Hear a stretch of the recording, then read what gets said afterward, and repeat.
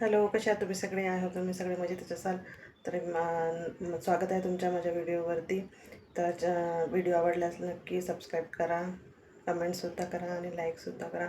तर मी नवीन अपडेट घेऊन आलेली आहे. लाडकी बहीण योजना ज्यांना सुरू आहे, ज्या महिला भगिनींना सुरू आहे, तर ज्यांच्या KYC करताना ज्यांच्या हातून चुका झालेल्या आहेत, होईच्या जागी नाही, नाहीच्या जागी होय असे 2 ऑप्शन होते, जे खूप असे अवघड प्रश्न होते, जे आपल्याला समजलेले नाहीत आणि आपण चुकीने ते झालं. तर KYCसाठी 31 मार्च मुदतवाढ होती, आता ती 30 एप्रिलपर्यंत झालेली आहे.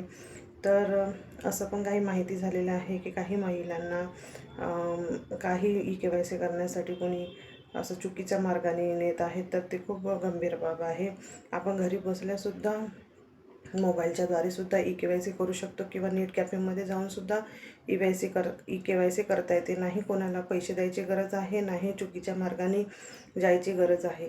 तर माझी फक्त महिलांना इतकीच विनंती आहे की आपल्याकडे अँड्रॉईड मोबाईल आहे. ज्या महिला भगिनींना समजत नाही अजिबात मोबाईल, तर घरी मुलं असतील, आजकाल सगळ्या मुलांना ऑनलाईन कामे येतातच, तर त्यांच्या हातून करून घ्या किंवा नेट कॅफेमध्ये सुद्धा करून मिळते, तर तिथंसुद्धा तुम्ही जाऊ शकता. पण कोणाचं अमानुष जर अशा कृत्य झाले असतील, तर ती ही खूप गंभीर बाब आहे.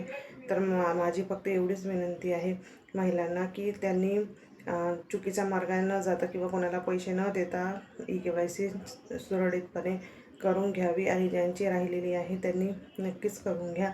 तर भेटूया एक नवीन व्हिडिओमध्ये. धन्यवाद.